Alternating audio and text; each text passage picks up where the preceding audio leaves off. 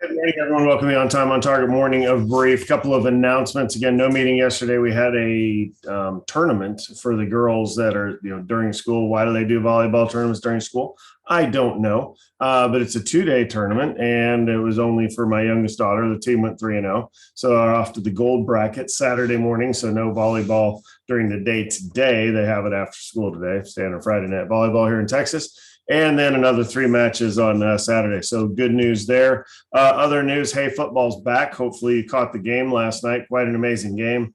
I'm no Cowboys fan, but I'm trying to be. And that was a terrible no call on Godwin there because that pretty much what cost them the game. Goodness, those offensive pass interference all the way. So anyhow, we'll see. But Cowboys lose, but at least it was a great game, right? And for all of us who've been sitting around waiting for NFL season to start, that was quite a good, welcome back kind of game. So pretty thrilled about that. Next, I've just put out onto YouTube a new Anchor Star Wealth investor presentation. We're waiting on the operating agreement. I'm putting the finishing touches on that. I know I said the beginning of the month, which is not yesterday, right? It's been a while, but I'm still working on the legal pieces of that to make sure everything is sufficient. I'm still selling my initial shares $100 until I get that done and kind of move on from it.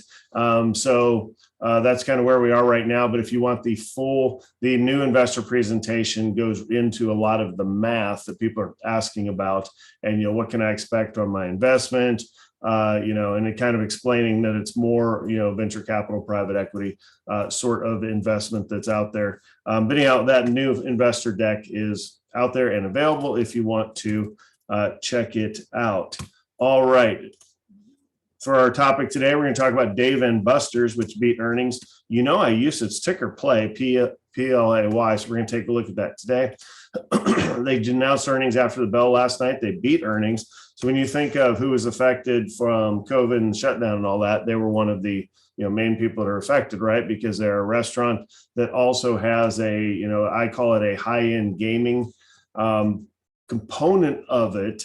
So now you have adults going into a bar scene and with an arcade versus just either a traditional kids type of arcade that might have a bar for the adults / might have some, bar food, if you will. Now you have a full restaurant, a huge arcade, very expensive, very high margin, and on the games and on the food and of course on alcohol is high margin anyway, almost anywhere you get it.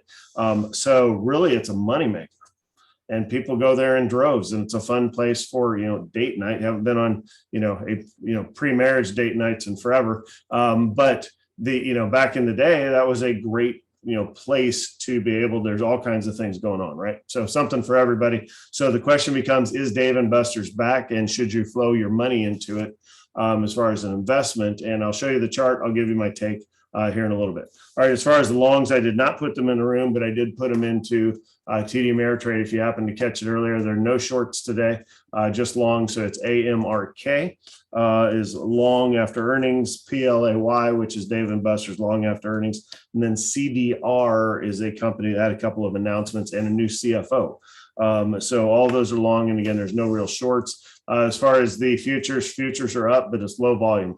It's a fry yay without being the whole full yay, right? Because we've had 4 straight down days going into today. I do think today stays as a green day. I don't think it's going to go screaming higher more than 1% and make it back everything we lost this week. But I do think it's going to be a nice, green, happy Friday, if you will. All right. With that, if you're catching us on replay, thank you so much for checking us out. Make sure you hit the subscribe and notifications bell. If you want to come in the room, it's $25 a month to come in the room. There's a chat room and a Q&A window that you don't see. With that, let's go ahead and get started.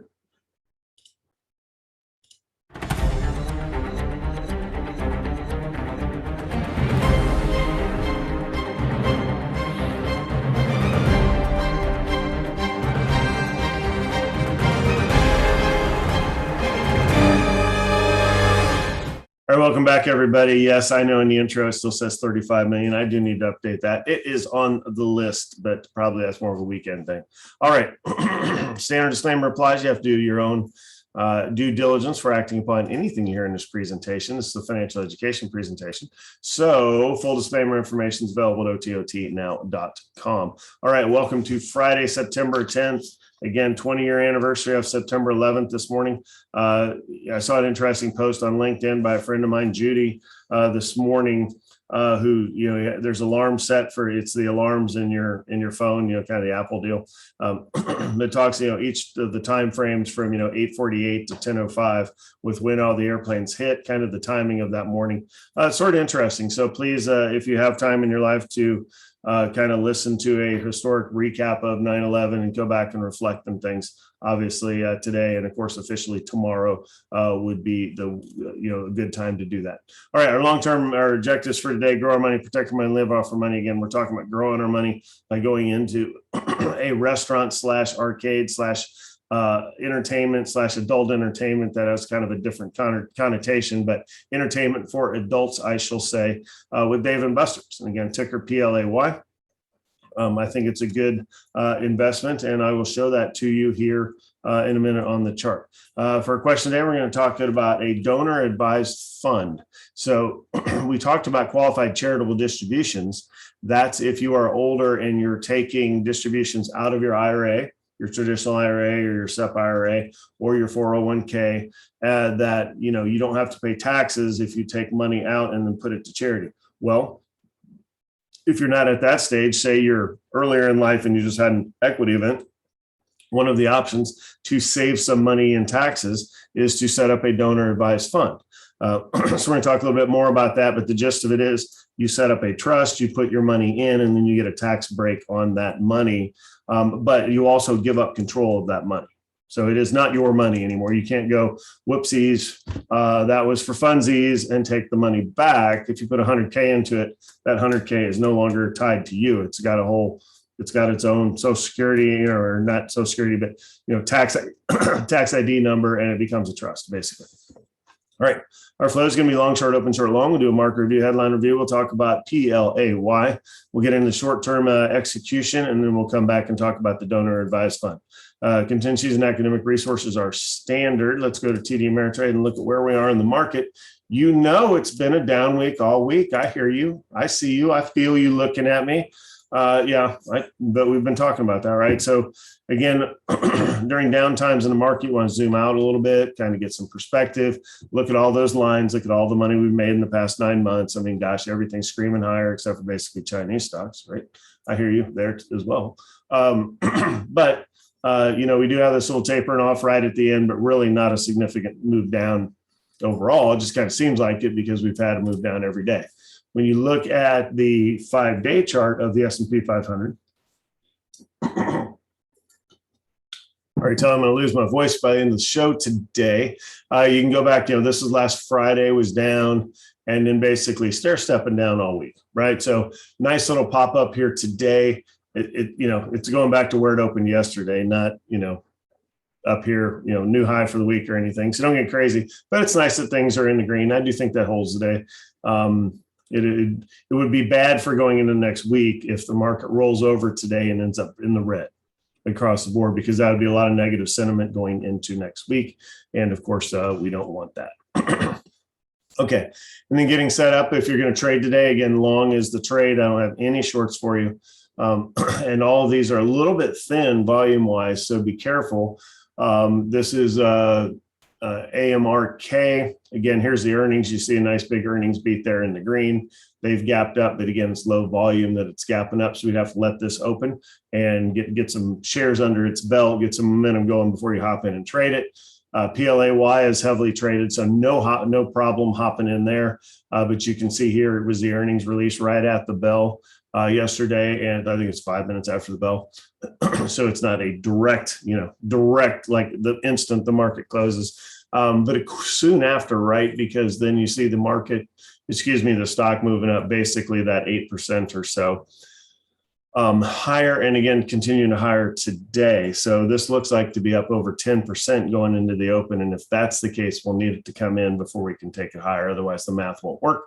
And then the last one is the CDR. Again, don't know what they do. Lower volume, But again, they made a favorable announcement of some study they were working on at some medical firm, and also they announced a brand new CFO. Things like that can take the stock higher, so we'll keep an eye on that.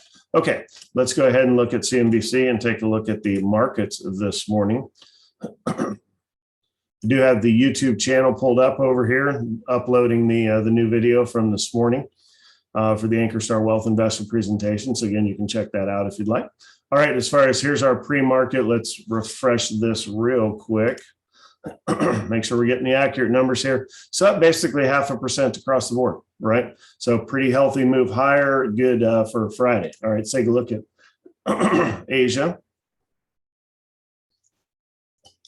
Asia's up pretty big, almost 2% in Hong Kong. So nice move higher there in Asia across the board.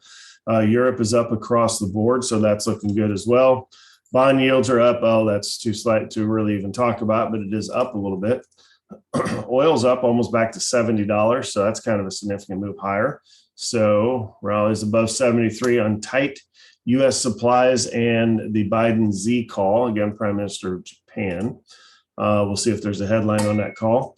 All right, gold and silver selling off a little bit, and then crypto. The sell-off kind of continues in crypto. So remember, the buy the rumor, sell the news. So is a common investing mantra, if you will. I guess it's mantra, not mantra, but as far as, you know, it was anticipated with Bitcoin that as soon as any country adopted it as their official currency, that would now be the kick down the door for a next move higher, right?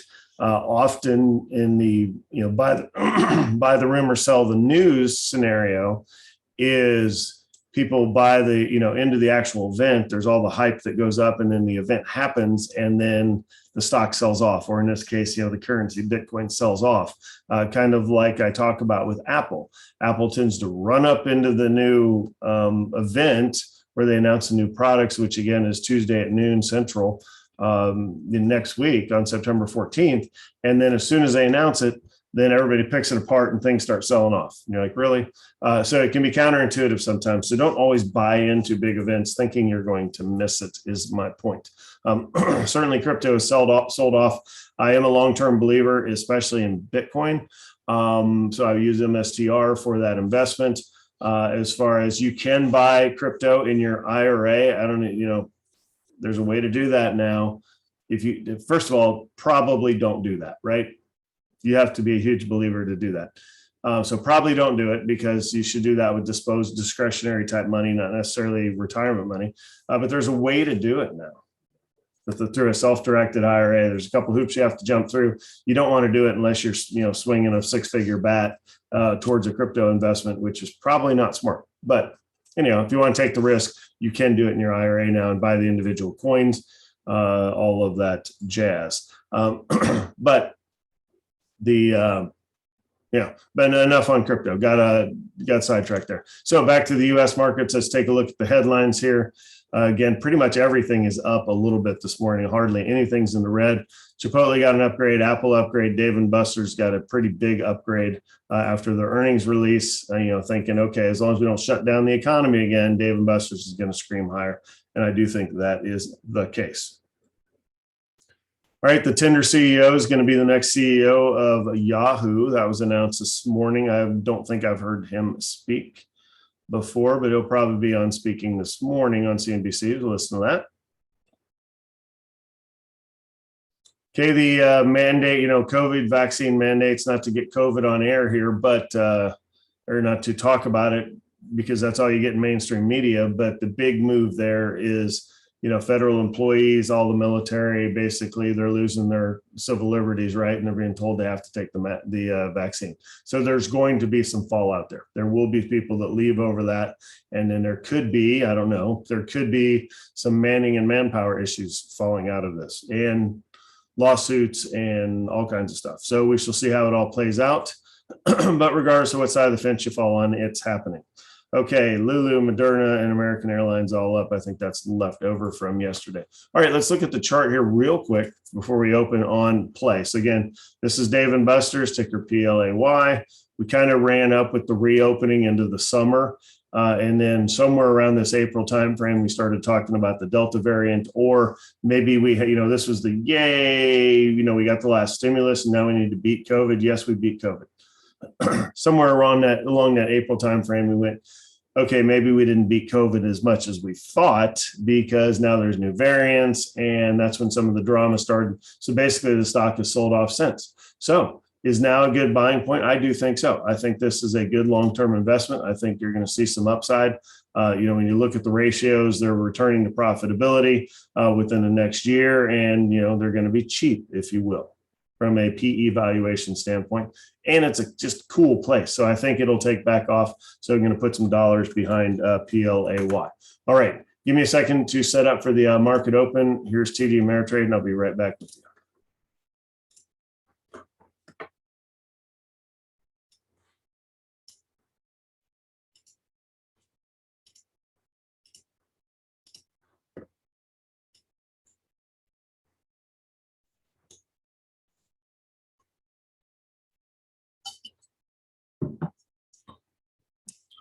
All right, good morning, everyone. Welcome to the on-time, on-target play of the day. We have 15 seconds to the market open on Friday, September 10th.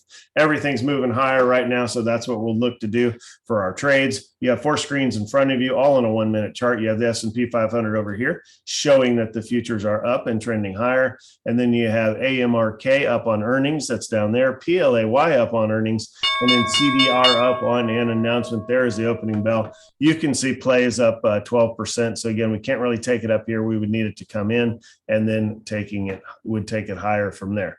AMRK hasn't moved yet, doesn't look like, and then a little bit of movement in CDR. So as a trader, take a breath, wait a second, let these things open up, and then we'll see if we can get a trade in any of them.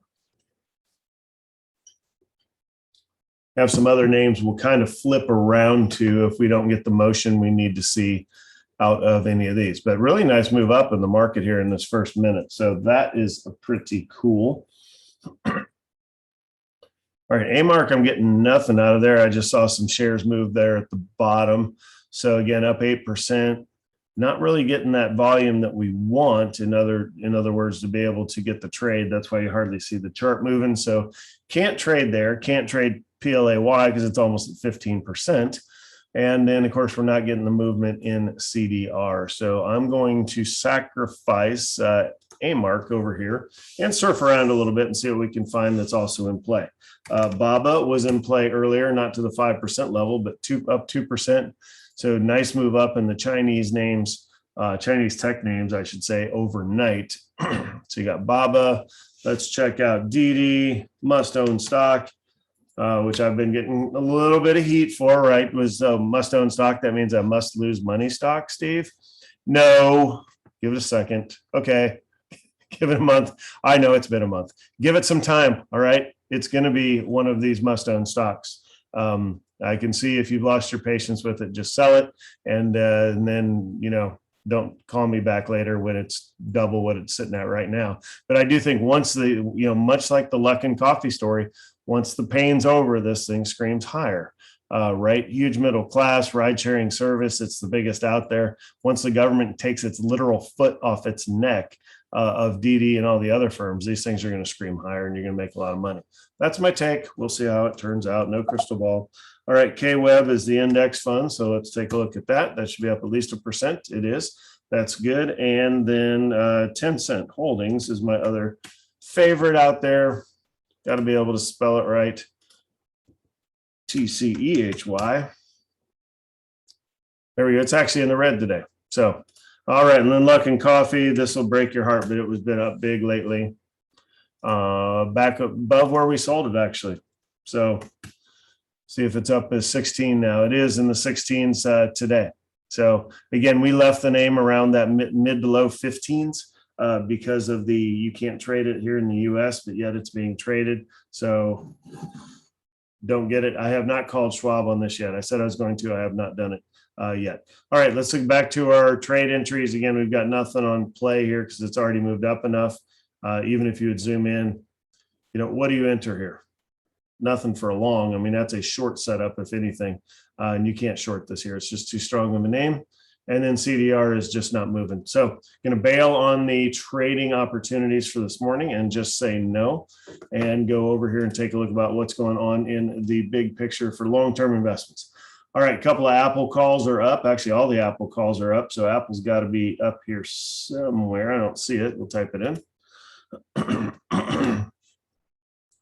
Okay, up 1% above 155. I think I told you guys the other day, I have most of my calls set up at $165.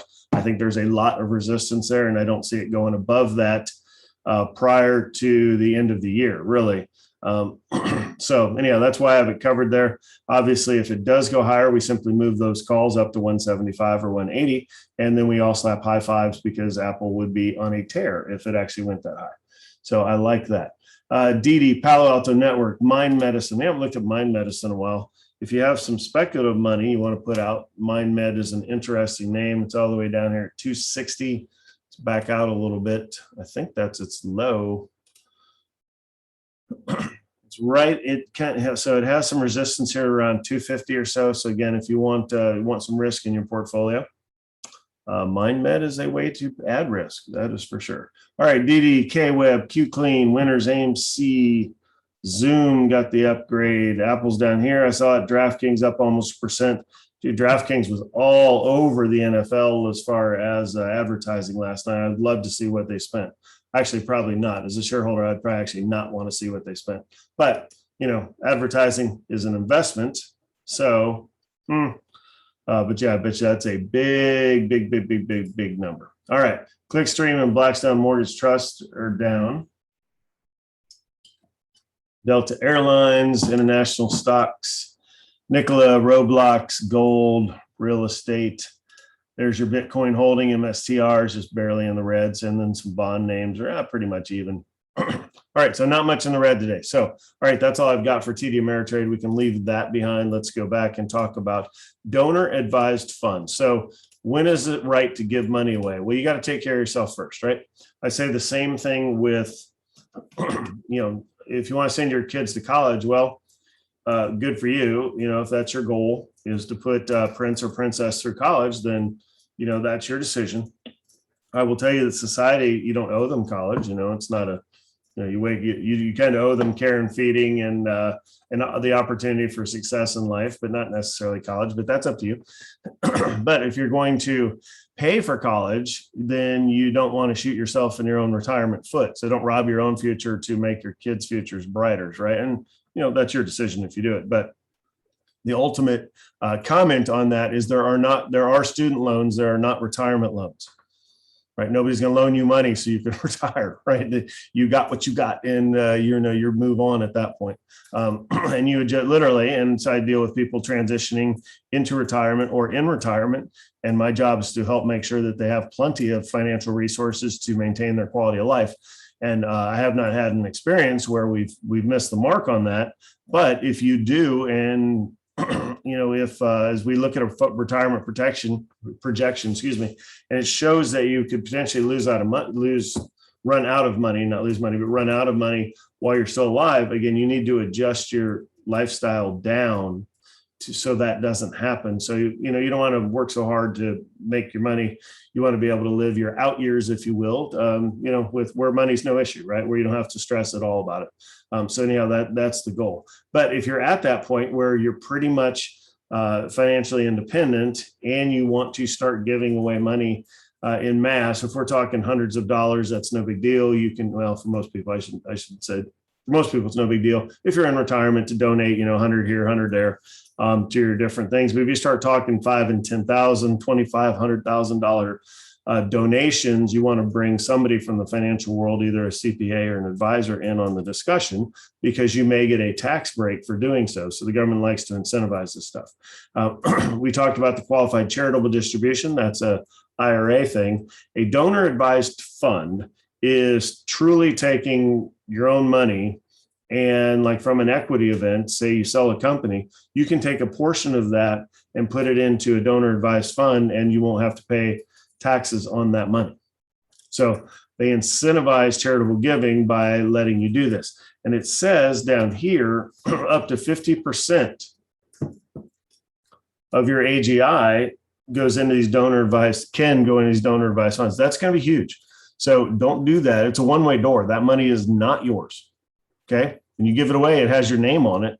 But it's not your money. You can't undo it. You can't say, oopsies, and then, get the money back. So it goes into a trust basically, and it goes into a charity. So for an example, say you put $1 million in to a donor advised fund, and you say you can have somebody manage it for you, and you should, so it continues to grow. It's like, hey, Steve, I want this to kick off $50,000 to this charity every year until the fund runs out of money. Well, guess what? You might, if properly invested money will last forever under those scenarios. So in other words, the donor advised fund now becomes the, Steve Ankerstar or Jim Smith or Susan Edwards or whatever the name is on it. It'll outlive you. So if you're looking at, making a forever type donation or setting something up for forever, you can pass away. This thing will live on and continue to kick off money into the charity of your choice. That's one way to do it. Or you can set it up to where I want it to kick $50,000 a year while I'm alive. And then upon my death at the end of that year, then liquidate the whole thing. So it goes away when you do. And then all of the money transfers into the charity. So a couple ways to set those up. Again, if you set these up with Schwab, we can do it without a lawyer. If you set it up on your own, then you're probably going to need to bring a lawyer in to make sure you have everything right. Okay.